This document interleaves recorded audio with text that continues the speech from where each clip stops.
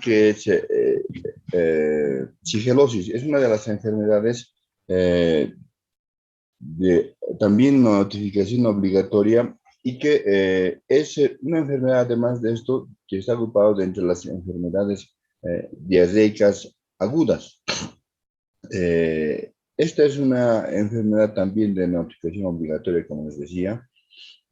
Dentro del grupo de las enfermedades diarreicas agudas, que afectan tanto al sexo masculino como a niños y adultos, está agrupada, ¿no es cierto?, como una causa fundamental, es decir, no solo fundamental, la más importante de lo que representa una de las causas, orígenes, etiologías de lo que es el síndrome disentérico, ¿no es cierto? Entonces tenemos como gran tema, tendríamos el síndrome disentérico y dentro de estas muchas otras patologías, ¿no es cierto?, que producen también síndrome disentérico, como por ejemplo la mediasis, o sea, el síndrome disentérico puede ser producido por la mediasis, la shigellosis, la Escherichia coli,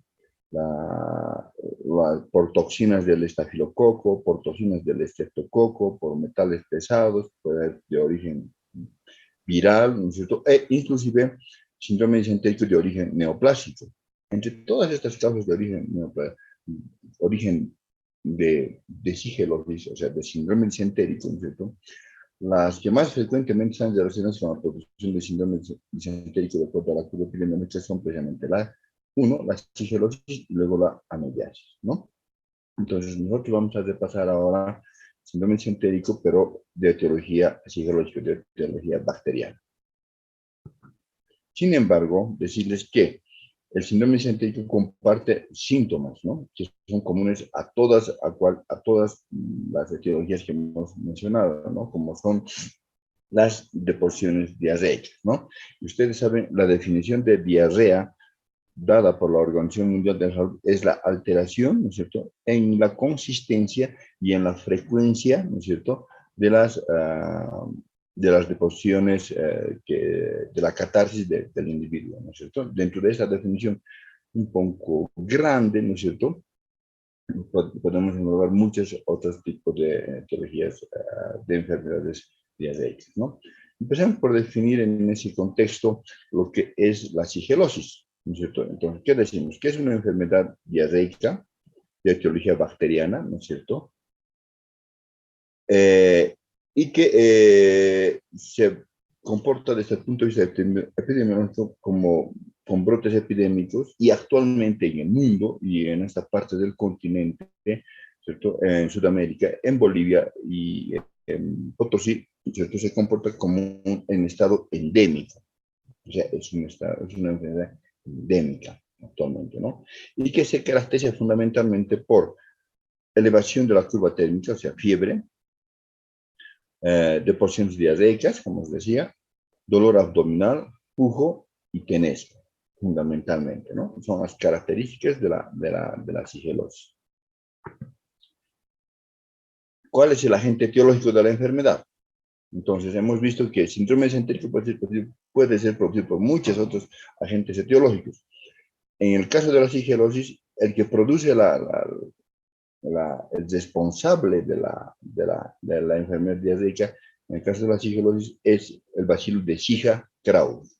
Zika-Kraus. Bacilo de Zika-Kraus que se caracteriza porque es un bacilo gram negativo. Dentro de la clasificación bacteriológica de gram, se clasifica dentro de los bacilos gram negativos. Entonces, este es un hecho importante. ¿Por qué? Porque esto ya nos va a remarcar, más o menos nos va a indicar, nos quiere orientar, ¿no es cierto?, hacia el tratamiento etiológico de la enfermedad, ¿no es cierto?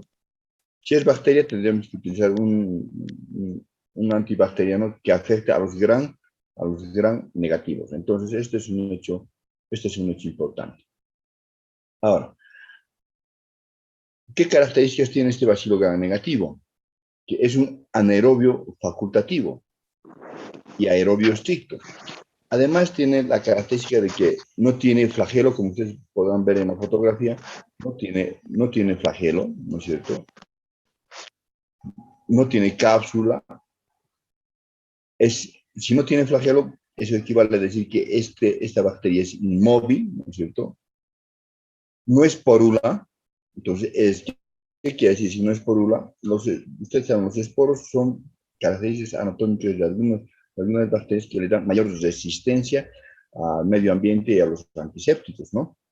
Entonces, esta bacteria no es porula. Esto quiere decir, equivale a decir también que es sensible, ¿no es cierto?, a la desecación, a las temperaturas extremas y a los antisépticos. Tiene una característica fundamental, ¿no es cierto?, que produce una toxina, que en realidad es una neuroendotoxina, ¿no es cierto? Neuroendotoxina, es decir, es una toxina con tropismo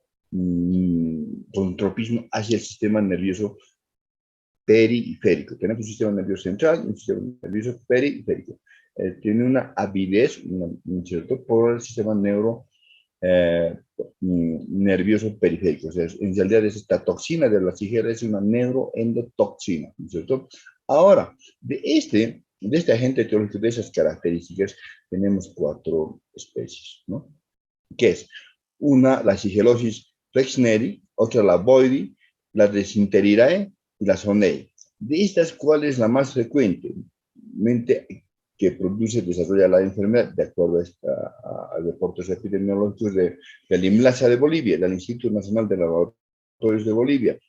Es la Disenteriae y la Sonei, ¿no?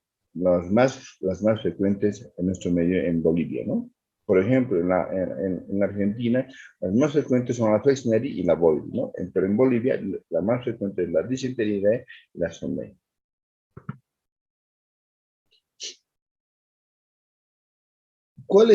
¿Quién es el reservorio de este bacilo? Es el hombre. Esto en sentido genérico. Esto en global quiere decir a hombres y mujeres, ¿no? Es el hombre, en sentido genérico, ¿no? Y es el único huésped susceptible, es decir, es el único que está como reservorio de la enfermedad y el único que desarrolla la enfermedad.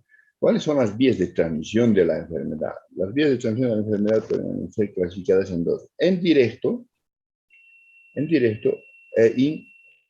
indirecto, ¿no? ¿Cuál es la forma de transmisión directa?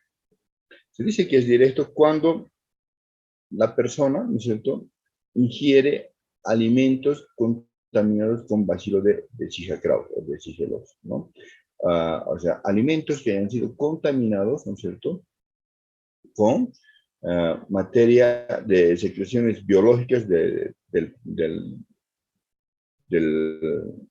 portador de la enfermedad, es decir, con materia fecal o con vómitos, ¿no es cierto? Ingestión de alimentos obviamente inadecuadamente elaborados, inadecuadamente cocinados, ¿no? E indirecto cuando en este mecanismo de transmisión interviene un transportador de la enfermedad, ¿no es cierto? Es decir, aquí vienen las moscas, ¿no? A través de sus patas que se alojan en los alimentos y en los objetos en los utensilios del huésped, ¿no? Entonces, esos son los 2 mecanismos fundamentales. ¿Cuál es el mecanismo de transmisión más frecuente de la enfermedad? Obviamente el mecanismo directo, ¿no es cierto? Como les decía, esta es una enfermedad de comportamiento actualmente en el mundo y particularmente en Bolivia. Es una de presentación endémica, ¿no es cierto? Su distribución geográfica es de distribución universal. Obviamente que es más frecuente en los climas, en las regiones donde el clima es templado, ¿no es cierto?, o cálido, ¿no es cierto?, además de ser húmedo, ¿no es cierto? Obviamente, esas características es más frecuente, obviamente, ¿en qué estación del año? En verano, ¿no es cierto?, o en primavera. Se presenta más frecuente la enfermedad, ¿no es cierto? O hay una etapa en que también es más frecuente, que media entre lo que es la última etapa de la estación de verano e ingresar al otoño, ¿no? El grupo etario. ¿Qué tipo de población afecta más? Pero es más frecuente en la edad infantil, ¿no? Esto no significa que no pueda o no afecte en la edad adulta. De acuerdo al sexo, afecta tanto igual al sexo con la misma incidencia, afecta al sexo masculino como al sexo femenino. Y esta enfermedad, una vez uno padece, no deja inmunidad. O sea, es probable que uno vuelva a reinfectarse, ¿no es cierto?, con el bacilo de Zika y padecer un síndrome mesentérico por shigellosis, ¿no? Entonces, de ahí que la enfermedad, ¿no es cierto?, se comporta como endemia y es muy frecuente observar, tener en la consulta o en los hospitales, ¿no es cierto?, pacientes con shigellosis crónica o a repetición. Esto es muy importante. Y de ahí viene que esta bacteria ha adquirido, ¿no es cierto?, una característica fundamental en el mundo, que tiene alta resistencia a los antimicrobianos, ¿no? Por ese hecho epidemiológico que les explico. Ahora, ¿cuál es la patogenia? Sencillo, ¿no es cierto? ¿Cómo uno llega a adquirir la enfermedad? Independientemente sea la vía de transmisión directa o indirecta, ¿no es cierto? Lo que sucede es que ingresa por la vía oral, o sea, por la cavidad bucal, con la ingestión de alimentos, ¿no es cierto?, contaminados con el bacilo de Zika y se transfiere a través del espacio digestivo alto, ¿no es cierto?, hasta el estómago, que se constituye en la primera barrera, ¿no?, de defensa de nuestra economía humana, ¿no es cierto?, por el pH ácido que tiene el jugo gástrico, ¿no es cierto?, ¿no es cierto? Y las bacterias tendrán que vencer esta primera barrera de defensa del organismo natural y que es además fisiológica, y finalmente llegar a localizarse, a colonizar, ¿no es cierto?, y luego desarrollar su rol patógeno, ¿no es cierto?, obviamente con la producción secundaria de la toxina, que ya les decía, es una neuroendotoxina, ¿no es cierto?, en el segmento del tubo digestivo, en los procesos agudos, en el ilion terminal, y finalmente, ¿no es cierto?, que es la característica de la enfermedad, afecta más fundamentalmente localizándose, ¿cierto?, en el colon. ¿Y en qué segmento del colon? En el colon sigmoide fundamentalmente o en la ampolla rectal, ¿no? Son los lugares más frecuentemente afectados con la colonización y posterior desarrollo del todo el rol patógeno de lo que es el bacilo de Zika Claus, ¿no es cierto? ¿Y qué va a producir? Va a producir un proceso inflamatorio, edematoso, y finalmente va a producir lesiones ulcerativas. Lesiones ulcerativas que dicen que son más frecuentes, más intensas, ¿no es cierto?, a medida que están más cerca del orificio digestivo bajo, ¿no es cierto?, o sea, del esfínter anal. O sea, y cuanto mayor número de úlceras, mayor será la sintomatología del paciente.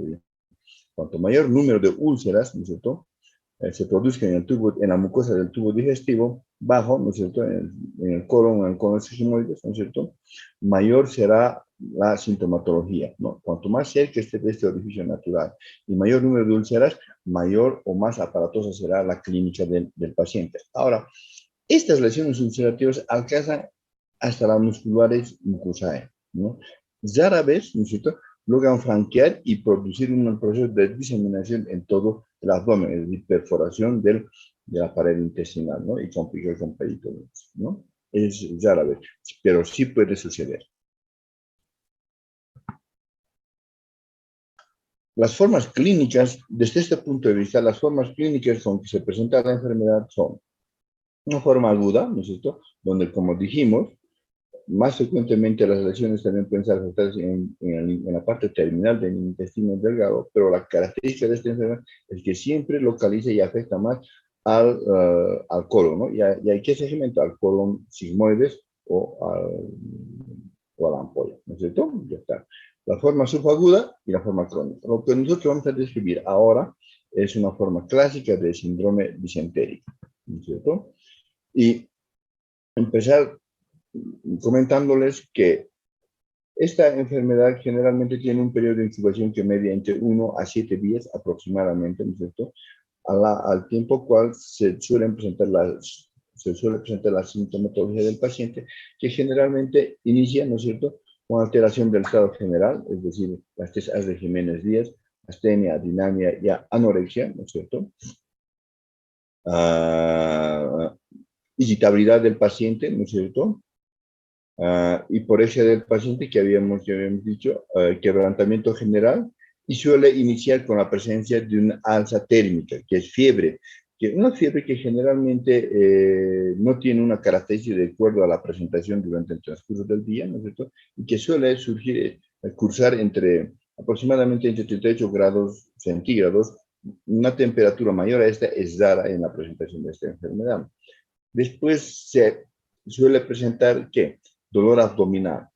Un dolor abdominal que se caracteriza porque es de presentación de tipo cólico, ¿no es cierto? Cólico es decir, lo que ustedes también muchas veces conocen como de tortijón, ¿no es cierto? Cólico, es intermitente y de presentación paroxística. ¿Qué quiere decir? Que el dolor se presenta un momento, disminuye su intensidad, entra a una horizontalidad, ¿no es cierto?, donde pasa el dolor, ¿no es cierto?, y nuevamente reaparece, se reinstala el dolor de tipo cólico. Es decir, y paroxístico, se inicia el dolor en forma intempestiva, ¿no? Paroxística, es decir, es un dolor cólico, tipo de tortijón, intermitente, es decir, que media con periodos donde no existe dolor, ¿no es cierto? Y de instalación paroxística. De instalación paroxística. Este dolor es generalmente local en la región periumbilical. ¿Qué más le caracteriza a la sigelosis? El pujo y el tenés. ¿Y qué es pujo? Es la sensación dolorosa y necesidad imperiosa de evacuar el contenido intestinal, es decir, una vez. Y esta generalmente se precede con la presentación del dolor abdominal. El dolor es intenso, es de tortijón, ¿no es cierto? Y tiene la necesidad imperiosa y dolorosa, ¿no es cierto?, de ir a evacuar el contenido intestinal, ¿no? Eso es pujo. Y tenesmo, que es la sensación que sigue al pujo, ¿no es cierto?, que es la sensación de cuerpo extraño en la parte rectal, en el orificio natural de evacuación del contenido intestinal, ¿no? Tenesmo, ¿no? Y finalmente las deposiciones. Estas deposiciones generalmente diarreicas, ¿no es cierto?, que a inicio son de características fecaloideas, posteriormente se hacen semilíquidas y finalmente líquidas, ¿no es cierto?, a inicio de aspecto mucoso, después se hace filante y luego francamente purulento, ¿no es cierto?, con abundantes detritos celulares. Ahora, esta deposición, además de esas características, se caracteriza porque el volumen generalmente es escaso, o sea, no es de gran volumen, ¿no? Es de escaso volumen. Además, se caracteriza porque es de alta frecuencia, es decir, un gran número de deposiciones en menos de 24 horas, ¿no es cierto?, pero de pequeño volumen. Entonces, ¿qué decimos? Estas deposiciones tienen las características de ser mucopiohemorrágicas, es decir, además de esa consistencia, primero fecaloidea, después mucosa, después francamente purulenta, tiene contenido de restos sanguíneos, de restos y por eso estamos diciendo que tiene una característica mucopiohemorrágica, ¿no? De alta frecuencia y de escaso volumen, es decir, no es abundante, sino es de escaso volumen, y que se presenta del dolor abdominal, tenesmo y finalmente la deposición, ¿no es cierto? Entonces, hasta acá todo está claro. Ahora, esta enfermedad así compuesta, ¿no es cierto? Esta enfermedad así compuesta, ¿no es cierto?, suele también cursar con otras alteraciones como consecuencia de la fiebre, ¿no? Que con todo síndrome tóxico, ¿no es cierto?, por la toxina elaborada por la sigelosis, en vez de tender por la fiebre a la taquicardia, tiende más bien a la bradicardia, ¿no? Y en este momento, ¿qué más tenemos que notar? Todos los síntomas de lo que es una enfermedad diarreica aguda, que es buscar signos y síntomas de deshidratación. Puede ser de deshidratación leve, moderada o severa. Esto de acuerdo a los planes de diagnósticos de lo que engloba el Ministerio el viceministerio de salud de nuestro estado plurinacional, ¿no? Entonces, como esto de estatus de deshidratación y signos y síntomas de deshidratación, vamos a repasar a hablar cuando conversemos, repasemos el tema de cólera, ¿no? Donde es más exquisita y es una deshidratación severa, ¿no? Pues, además de esta sintomatología clásica de la sigelosis, nosotros tenemos que valorar los síntomas y signos de deshidratación. de deshidratación para lograr que determinar el nivel de deshidratación, ¿no es cierto? Y eso nos oriente que el grado de deshidratación que puede ser leve, moderado o severo, y eso nos oriente hacia una mejor terapéutica, ¿no? Un mejor tratamiento, ¿no? Ahora, ¿cuáles son los métodos diagnósticos de la enfermedad? Básicamente, verán, uno puede presumir clínicamente, ¿no es cierto?, de hacer una impresión diagnóstica con elevada certeza, ¿no es cierto?, si tomamos en cuenta todas esas características, ¿no es cierto? Y aquí tendríamos que diferenciar cómo se comporta una enfermedad diarreica aguda, ¿no es cierto?, que afecta al tubo digestivo alto, o sea, al intestino delgado, donde la bacteria o el virus se localiza en el intestino delgado. ¿Cómo la diferenciamos? Porque generalmente las deposiciones, las enfermedades diarreicas que afectan al colon, o sea, al tubo digestivo bajo, ¿no es cierto? Generalmente el volumen es escaso. En cambio, en las enfermedades diarreicas que afectan al tubo digestivo alto, al intestino delgado, las deposiciones diarreicas son voluminosas, son abundantes, ¿no? Entonces, esa es una diferencia importante, ¿no? Entonces, esta es esta es una entidad clínica en que podemos realizar una impresión diagnóstica con bastante certeza, ya desde el punto de vista clínico, ¿no es cierto? Pero, sin embargo, esta impresión diagnóstica clínica inicial tiene que ser confirmada, ¿no? Y tiene que ser confirmada, obviamente, con exámenes complementarios. ¿Y qué exámenes complementarios también podemos solicitar? Un examen de materia fecal en fresco, ¿no es cierto? Moco fecal, lo que se llama, ¿no es cierto? Se llama moco fecal en directo. Y aquí, ¿qué características va a tener la deposición? La deposición va a tener características que primero tiene un pH alcalino, tiene un olor a esperma, tiene abundantes leucocitos, abundantes vetitos celulares epiteliales mucosos, ¿no es cierto? Y tiene piocitos además, ¿no es cierto? Piocitos, leucocitos y ausencia de eosinófilos, que es importante, además de qué? De que va a tener la presencia de eritrocitos. Esas son las características fundamentales, es decir, células, vetitos celulares epiteliales mucosas, pH ácido, leucocitos, ¿no es cierto? Piocitos, ausencia de eosinófilos en la materia fecal, ¿no es cierto? Y y glóbulos rojos, por eso decimos mucopío hemorrágico, ¿no?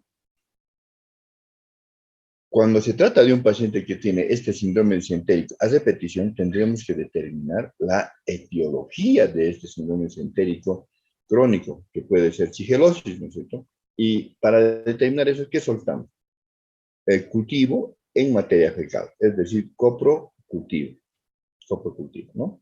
Entonces, esto ustedes ya conocen, que esto aproximadamente demora unas 72 horas en proliferar el germen y unas 72 horas en que nos llegue el reporte del laboratorio. Y con esto poder realizar el tratamiento etiológico de la enfermedad, ¿cierto? Y obviamente este cuerpo cultivo nos dirá si se trata de una cepa de Flexneri, Sonei, Disenteridae, ¿no es cierto? Ovoide, ¿no es cierto? Y de acuerdo a aquello, al perfil epidemiológico microbacteriológico y la resistencia bacteriana, podremos realizar el tratamiento específico, ¿no es cierto? Es decir, prescribir, ¿no es cierto? Recetar el antibiótico correcto e idóneo para tratar esta enfermedad.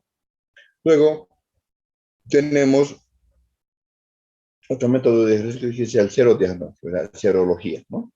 Este método diagnóstico tiene solamente un 50% de sensibilidad y especificidad es solamente el 40%, es decir, ayuda escasamente en el diagnóstico de la enfermedad. Es decir, lo fundamental para el diagnóstico hasta acá, estaríamos diciendo que es la clínica, ¿no es cierto? El examen en materia fecal el directo, ¿no es cierto? El examen de moco fecal o el coprocultivo. Cero diagnóstico también colabora, pero tiene baja sensibilidad y baja especificidad. Y finalmente, un método de diagnóstico de alta rentabilidad desde el punto de vista de la especificidad, ¿no es cierto? Y de la sensibilidad. Además, el problema es este que es invasivo, ¿no es cierto? Es la rectoscopía. ¿Cómo qué? Realizar la rectoscopía, ¿no es cierto?, para localizar, ¿no es cierto?, las lesiones ulcerativas por síndrome disentérico secundaria a shigellosis, ¿no es cierto?, y de ahí tomar la muestra, ¿no es cierto?, tomar la muestra para el cultivo y antibiograma. ¿no es cierto? Una muestra de biopsia para cultivo y antibiograma, ¿no es cierto? Y finalmente, a través de la visualización, poder describir las características de las ulceraciones de la quijerosis, ¿no?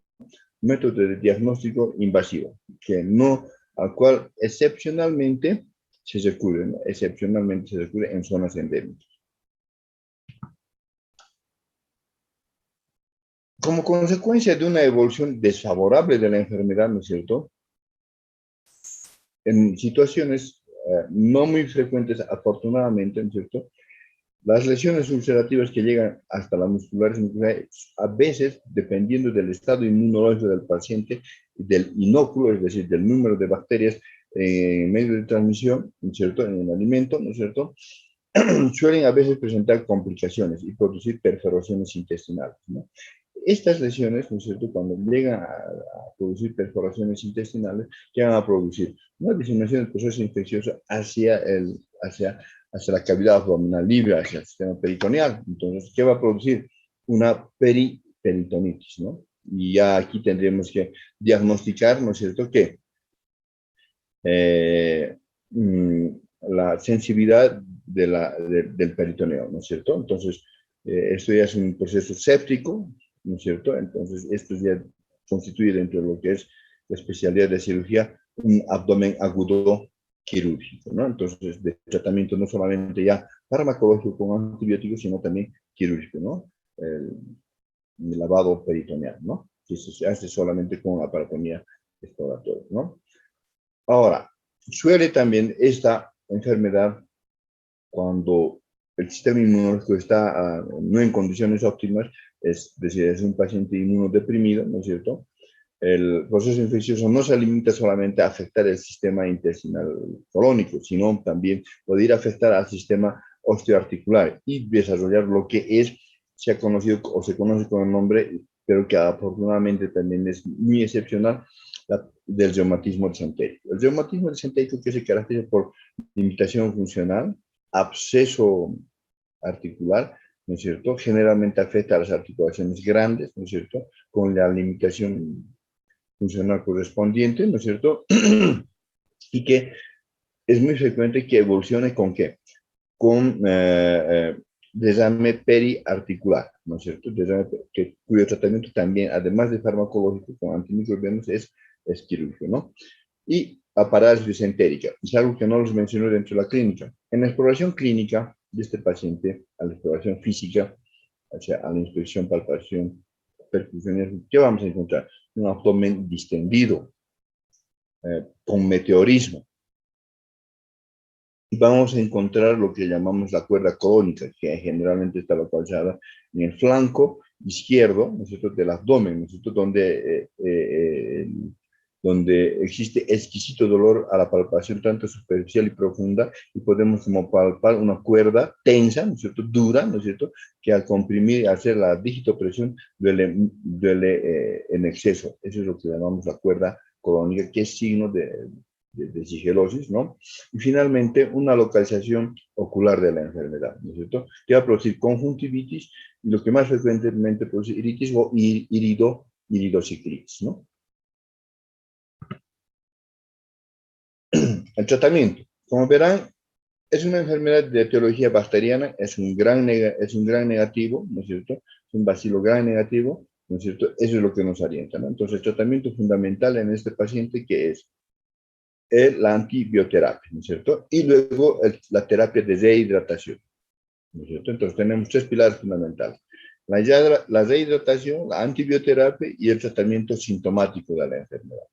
En la rehidratación, para realizar el tratamiento de rehidratación del paciente, lo primero que se tiene que realizar que es evaluar el estado de deshidratación del paciente. Que es el paciente por la enfermedad diarreica aguda que está acusando, ¿qué tipo de deshidratación tiene? Deshidratación leve, moderada o severa. Y de acuerdo a esto, instaurar el tipo de tratamiento de deshidratación que tiene. Entonces, es decir, y el ministerio ha englobado esto en un plan A, que es rehidratación oral, un plan B, que es rehidratación oral, o que puede ser parenteral, ¿no es cierto?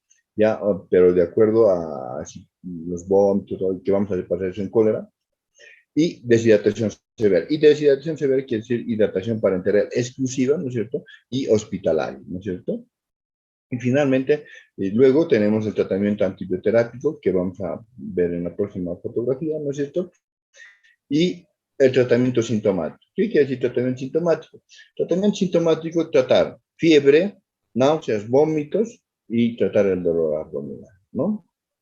La fiebre, ustedes ya hemos repasado, ¿no es cierto? Ya saben cómo tratar. Los vómitos se pueden tratar con soluciones, ¿cómo es? Con medicamentos antieméticos, ¿no es cierto? Como el dimenhidrinato o la metoclopramida, ¿no es cierto?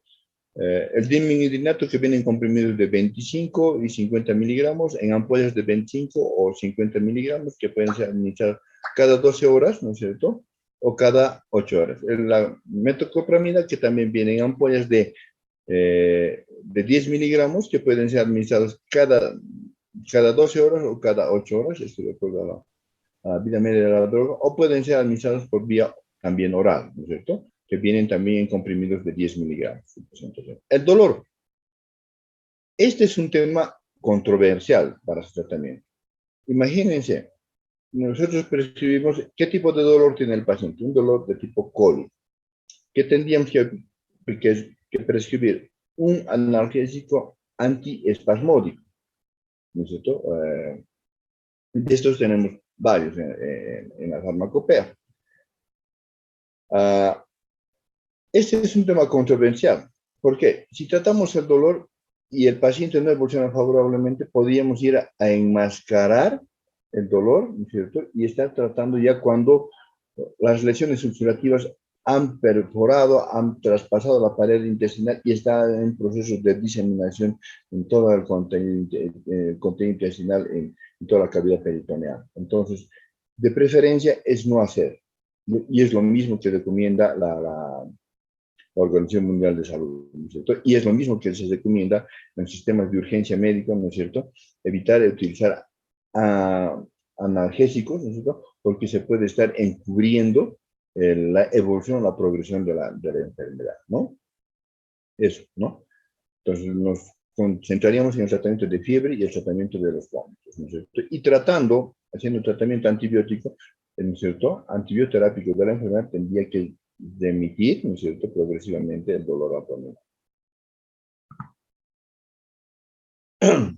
Ahora, como les decía, esta es una bacteria que ha tenido, al tratarse de que actualmente en el mundo, desde el punto de vista epidemiológico, está en un estado endémico, persistente, entonces lo que ha producido es que el bacilo de Zika Kraus, desde de la sigelosis, ha desarrollado alta resistencia a los antimicrobianos.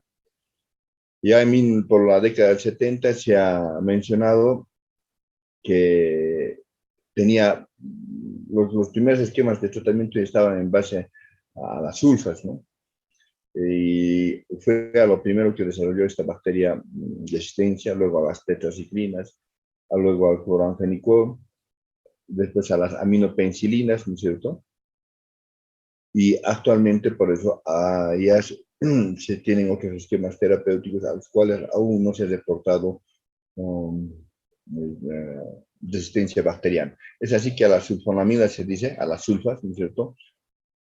Aproximadamente se estima que tiene una resistencia del 50%, imagínense, es altísimo. Entonces, prescribir en un síndrome entérico, cotrimoxazol, sulfametozazol, tiene la gran probabilidad de desarrollar mayor resistencia y fracaso terapéutico, ¿no? Entonces, los esquemas actuales que se utilizan para el tratamiento de shigellosis tenemos como primera opción las quinolonas, las fluorquinolonas. Entre estas, ciprofloxacina. ¿Cuál es la dosis? 15 miligramos por kilogramo peso, ¿no es cierto? Por el lapso de 3 días, administrados en dos administraciones en 24 horas, es decir, cada 12 horas. Ustedes ya saben cuáles son los cuidados que se debe tener al prescribir, ¿no es cierto?, este principio activo para el tratamiento en personas, ¿no es cierto?, embarazadas o en personas menores de edad, ¿no? Acitromicina, una dosis, 10 miligramos por kilogramo peso administrados, ¿no es cierto?, en una dosis diaria, ¿no es cierto?, en una sola dosis en 24 horas, Este es un hecho muy importante porque es muy cómodo, ¿no es cierto? Una sola vez al día consumir un medicamento por el lapso de 5 días. Acitromicina, ustedes ya saben la presentación de esto, viene en comprimidos de 500 miligramos, de 1 gramo y hasta de 2 gramos, ¿no? Para tratar obviamente otro tipo de patología. Las cefalosporinas de tercera generación, cetiazona, ¿no? La dosis por kilogramo es de 50 miligramos por kilogramo peso, administradas una sola dosis diaria por el lapso de 5 días, ¿no es cierto? Por vía intramuscular, es decir, se puede hacer tratamiento ambulatorio, ¿no es cierto? Porque la cetiazona es de administración exclusiva parenteral, ¿no es cierto? Endovenosa o intramuscular, ¿no es cierto? Vienen ampollas de 1 gramo. La cefixima, cuya dosis es de 8 miligramos por kilogramo peso, administrados en una sola dosis al día, ¿no es cierto? Durante el lapso de 5 días, ¿no es cierto? ¿Cuál es el problema de estos medicamentos? Entre la cetiazona y la cefixina, la ventaja es que son tratamientos ambulatorios, ¿no es cierto? De elevado éxito, de elevada eficiencia y eficacia terapéutica. El problema es el económico, ¿no? Es de costo económico elevado, ¿no? Lo que no sucede con la acitromicina, ¿no? Acitromicina existe ahora en la farmacopea hasta de 5 bolivianos, ¿no? 5 o 3,50 bolivianos. Es económicamente accesible, ¿no?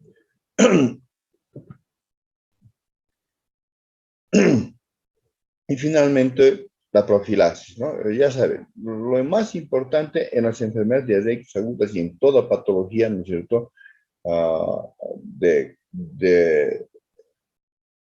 comportamiento epidemiológico e epidémico o endémico, ¿cuál es? La educación. No podemos educar porque no podemos a veces conseguir esto en una gestión, porque la educación está en un proceso continuo de seguimiento, todo aquello, ¿no?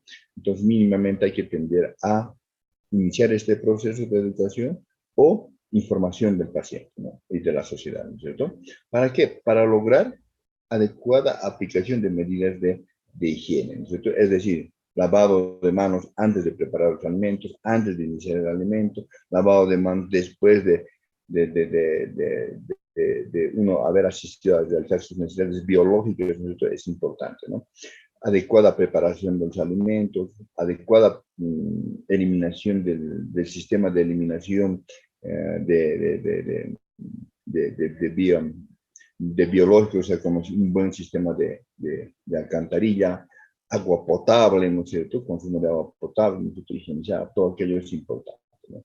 Eliminación de los vectores, en este caso de la enfermedad, que son las moscas, ¿no es cierto? Es importante, ¿no? Y fundamentalmente hacer seguimiento, ¿no? Epidemiológico de la enfermedad, ¿no? El control de los portadores, ¿o no es cierto? O de los asintomáticos, ¿no es cierto? O de los pacientes crónicos, que es importante, ¿no? Dentro de lo que es del control de la psicosis. Jóvenes, no sé si tienen alguna consulta hasta acá. Tienen la palabra.